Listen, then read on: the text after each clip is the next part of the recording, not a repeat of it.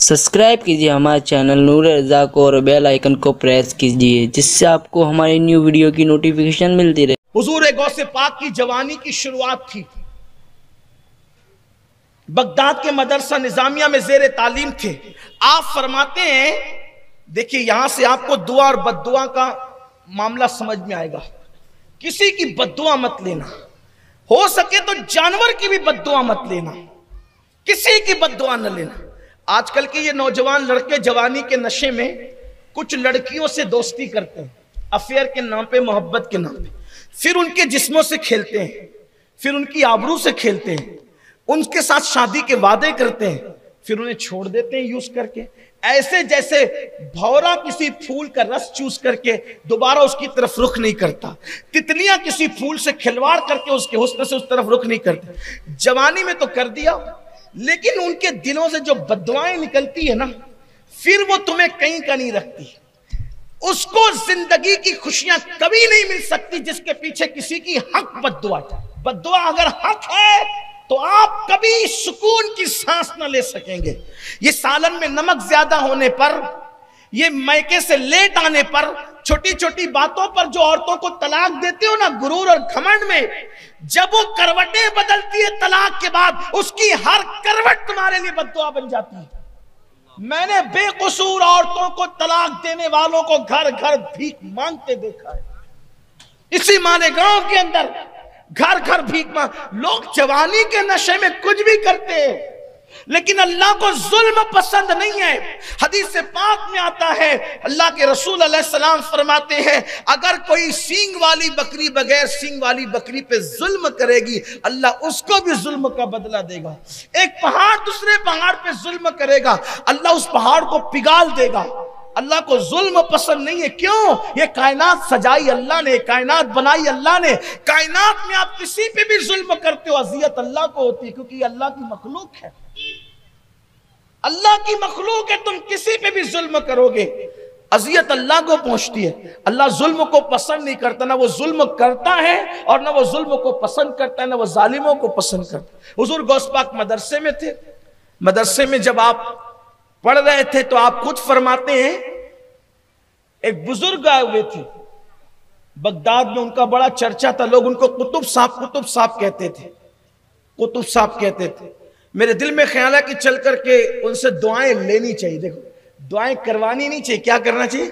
दुआएं लेना चाहिए, दुआएं लेना चाहिए उनसे चल के। मैंने अपने दो दोस्तों को कहा कि चलो चल कर, वो बुजुर्ग आए कुतुब साहब, वो हवा में उड़ते थे, हवा में मसल्ला बिछाकर नमाज पढ़ते थे, बड़ा चर्चा था उनका। कहा चलो चल करके उनसे दुआएं लेते। तो दो दोस्त तो साथ हो गए। एक दोस्तों ने कहा रास्ते में चलते चलते कि मैं उनसे ऐसा सवाल करूंगा कि वो मेरे सवाल का जवाब नहीं दे पाएंगे। दूसरे ने कहा मैं भी कुछ पूछ लूंगा। गौसे पाक रदी अल्लाह ताला, जिनको हम शेख अब्दुल कादिर जिलानी जिनका नाम है और हम गौसे पाक कहते हैं, हमारे बड़े पीर साहब, वलियों के सरदार, वलियों के सुल्तान। कायनात विलायत में ऐसा वली नहीं गुजरा। कायनात विलायत में ऐसा वली न पुश्ते जमीन ने देखा, न चश्मे फलक ने देखा, जो मकाम अल्लाह ने गौसे पाक शेख अब्दुल कादिर जिलानी को अता फरमाया।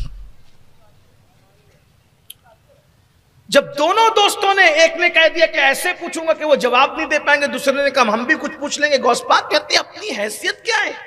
देखो देखो, तरक्की पाने वालों की फिक्र, उनकी सोच, अपनी हैसियत क्या है कि हम उनसे कुछ पूछें, उनका इम्तिहान ले। हम तो दुआ लेंगे।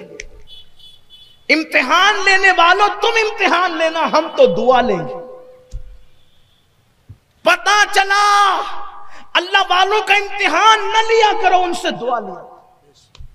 जो इम्तिहान लेगा वो तबाह होगा। आज भी कुछ लोग बड़े बेबाक हैं, वलियों का वो इम्तिहान लेते हैं। कुछ तो इतने बदजबान है कि तौहीन करते हैं, गुस्ताखियां करते हैं। फिर कुदरत की लाठी देखो, तबाही बर्बादी उनका मुकद्दर होती। उनके पास सब हो सकता है, सुकून नहीं हो सकती, खुशी नहीं हो सकती। पहुंचे जब उनके पास, वो वाकई कुतुब थे। तीनों पहुंचे, तीनों। जब तीनों पहुंचे तो उस कुतुब साहब ने कहा उससे मुखातिब होकर जिसने कहा था ऐसे पूछूंगा कि जवाब नहीं दे पाएंगे, बड़ा घमंड था उसको इल्म पर, उसके इल्म पर उसको बड़ा घमंड था। वो अल्लाह वाले के पास ऐसा सवाल करने जा रहा कि वो जवाब न दे सके। गौस पाक फरमाते हैं कि वो कुतुब साहब ने कहा, अच्छा तुम मुझसे ऐसा सवाल करने निकले थे कि मैं तुम्हें जवाब ना दे सकूं? सुन, तेरा सवाल भी जानता हूं और उसका जवाब भी जानता हूं। सवाल करने से पहले कहा कि तूने रास्ते में ये कहा ना कि ऐसे सवाल पूछूंगा कि जवाब ना दे सके। मैं तेरा सवाल भी, तू ये सवाल करना चाहता, ये तेरा, उसके पूछने से पहले का ये तेरा सवाल है और ये उसका जवाब है। सवाल भी बता दिया, जवाब भी अब तो वो कांपने लगा कि मामला तो दूसरा हो गया था। फिर फरमाया, सुन, तूने मेरी बेअदबी की, नाकदरी की, तेरे लिए बद्दुआ है कि जब तू मरेगा तो काफिर होके मरेगा। दी बद्दुआ, बद्दुआ दी, मरेगा तो काफिर होके मरेगा। दूसरे का तू भी पूछना चाहता था ना, ये तेरा सवाल, ये तेरा भी जवाब, लेकिन तू उससे कम बेअदब है तू, तो तेरे लिए बद्दुआ ये है कि तू मरेगा तो दुनियादार होकर के मरेगा। और गौस पाक के लिए कहा, मेरे मुर्शिद के लिए, कि अब्दुल कादिर शहजादे तूने मेरा अदब किया, तेरे लिए दुआ है कि अल्लाह तुझ पर एक दिन ऐसा लाएगा कि इसी बगदाद में जामा मस्जिद के मिंबर पे बैठकर तुम कहोगे, कदमी हाजी अला रकबत कुल्ले वली जिल्लाह, कि मेरा ये कदम हर वली की गर्दन पर है, सारे वली तेरे लिए अपनी गर्दन को झुका देंगे। दुआ दी, दुआ दी। अब क्या हुआ सुनिए, तीनों आलिम बने, तीनों आलिम बने। दुआ पाने वाला भी आलिम बना, बद्दुआ लेने वाला भी आलिम बना। बद्दुआ जिसको लगी लगी, बद्दुआ तो सबको लगती है अगर वो हक है तो। किसी साहिबे दिल का दिल नहीं तोड़ना। मैं आपको ये वसीयत करता हूं, वसीयत के काबिल नहीं, वसीयत करता हूं, वसीयत समझो, नसीहत समझो, इसको जिंदगी की आखिरी सांस तक के गांठ बांध लो, पल्लो बांध लो, अपने दिल के निया खाने में जगा दो। करोड़ों का नुकसान बर्दाश्त करना मगर किसी की बद्दुआ नहीं लेना। बड़े से बड़ा नुकसान उठा लेना, किसी की बद्दुआ नहीं लेना। जिंदगी में दुआ लेना सीखो, बद्दुआ कभी मत लेना, इसलिए कि बद्दुआएं विलायत के मकाम से भी नीचे गिरा देती है। अगर किसी को बद्दुआ लग जाए तो उसकी विलायत भी छीन ली जाती है, और अगर किसी को दुआ लग जाए तो वो मैखाने से निकल के, शराब खाने से निकल कर जो है वो मकाम विलायत पर फाइज हो जाता है। शराबियों को दुआ ने वली बना दिया, वलियों को बद्दुआओं ने जो है वो नीचे गिरा दिया, ईमान भी खतरे में पड़ गया। इसलिए जिंदगी में कभी किसी की बद्दुआ, ना बीवी की बद्दुआ, ना पड़ोसी की बद्दुआ, ना मुसलमान की बद्दुआ, ना काफिर की बद्दुआ, बद्दुआ से डरते रहो। हाँ, लेकिन बद्दुआ कब असर नहीं करती पता है? जब बद्दुआ देने वाला गलत हो, फिर उसकी बद्दुआ का कोई असर नहीं होता। आप हक पर हैं, फिर बद्दुआ असर नहीं करेगी, लेकिन आपकी गलती है, बद्दुआ आपको तबाह कर देगी। कभी बद्दुआ नहीं लेना, किसी की बद्दुआ नहीं लेना। अल्लाह अकबर। अर्ज कर रहा था, तीनों आलिम बन गए। अब सुनिए हाल, जब तीनों आलिम बने तो तीनों का बड़ा मकाम हुआ। जिसको बद्दुआ दी थी कि तू काफिर होके मरेगा, वो इतना बड़ा आलिम बना, इतना बड़ा मुनाजिर बना, मुनाजिर आजम, मुनाजिर बना वक्त का बड़ा। और जब मुनाजिर बना तो वो ईसाइयों से, उस दौर में ईसाइयों से मुनाजरे होते थे, सारे बड़े बड़े पादरियों को उसने जेर कर दिया मुनाजरे में।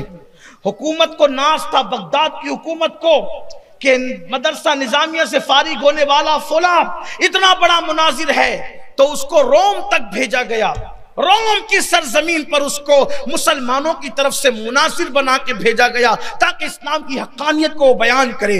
अल्लाह की पनाह चाहते हैं अल्लाह वालों का दिल दुखाने से, अल्लाह की पनाह चाहते बद्दुआओं से, अल्लाह की पनाह चाहते ज़वाल नेमत से, अल्लाह की पनाह चाहते ज़वाल ईमान से।